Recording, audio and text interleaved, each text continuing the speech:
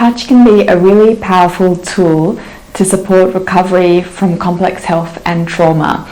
And it's one of the key tools that I use in my work. I'm very passionate about a trauma-informed approach to touch.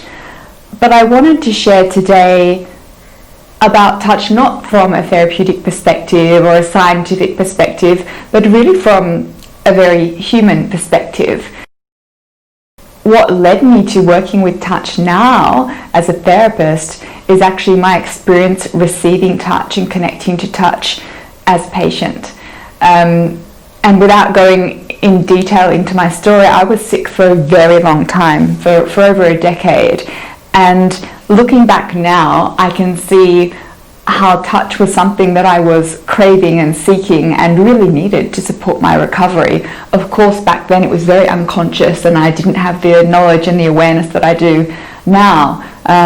But it's very clear to me, you know, when we're babies, we actually need touch in order to survive and to thrive and develop healthily. And similarly, when we are recovering from a complex condition or from trauma, we really can use the support of touch. If I think back to all the years when I was really very unwell and in a lot of pain and very dysregulated with my emotions, touch was literally the one thing that could help, where I could feel a palpable change in my state of pain or in my ability to regulate my emotions and my interactions. And it was very gentle touch that was required.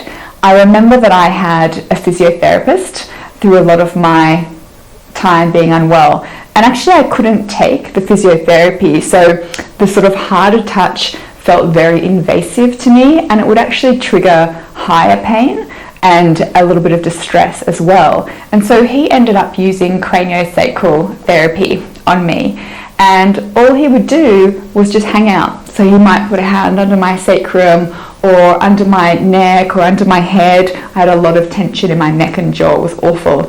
And he would just hang out and I would really drop into the support, and I could definitely feel my pain reducing. And after a session I would be much calmer and I would go home and deal with my then husband and children in a much better way. So my capacity was increasing by receiving this very gentle touch. And the other thing I noticed after receiving it was that I would sleep so much better. So during my illness, I was exhausted all the time, but I couldn't sleep because my nervous system was in overwhelm. And there was something about that very supportive, gentle, non-invasive touch that really helped me.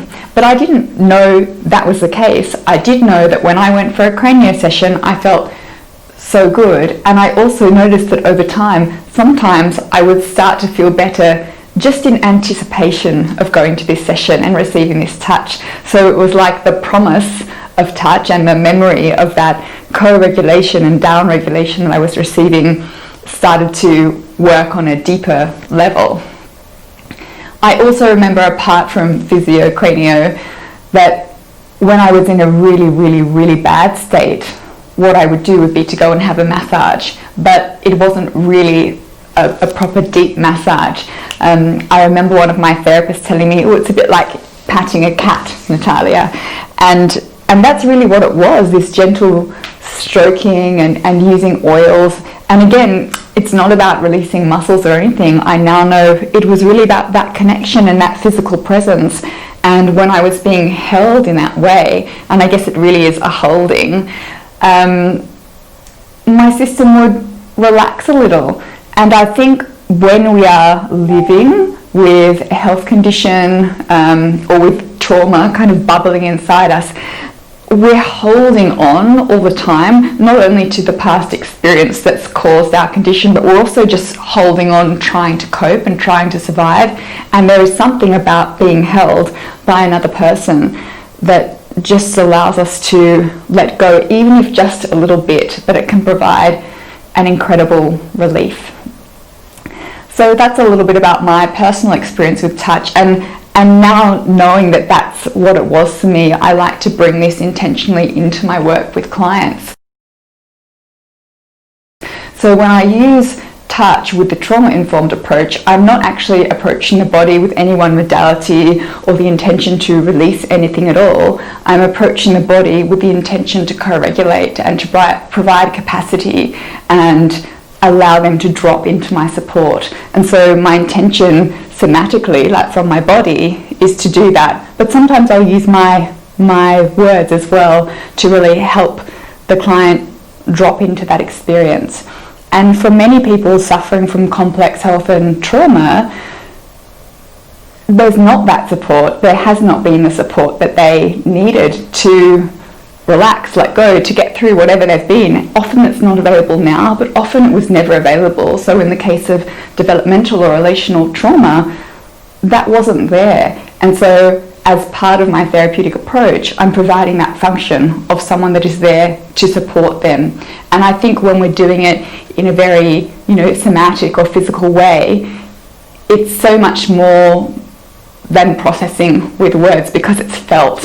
And that's the essence of trauma, isn't it? It's a very felt experience, and a lot of it is very non-verbal.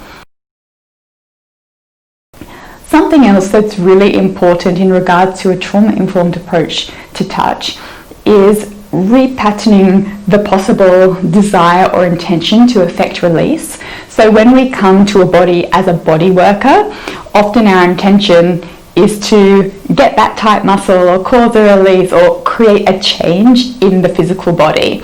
And a client can experience this as a sense of invasion, particularly if there has been an instance of physical abuse.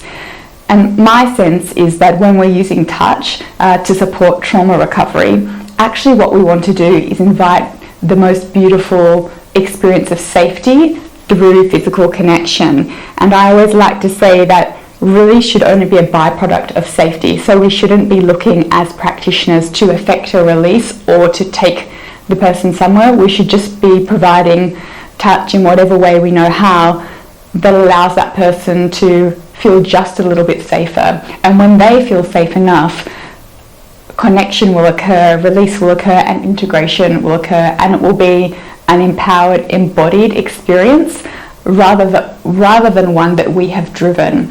And there's something really important in that too, because when we go to effect a release and take someone where we think they need to go, although we think we can be doing a really good job, there is an element of disempowerment that occurs. And again, this is something that is in the roots of a traumatic experience in terms of relational trauma, is that there has been some level of disempowerment. And it's that experience of disempowerment that is sort of deep within the organising principles of somebody with relational trauma that is stopping them from recovering in the first place.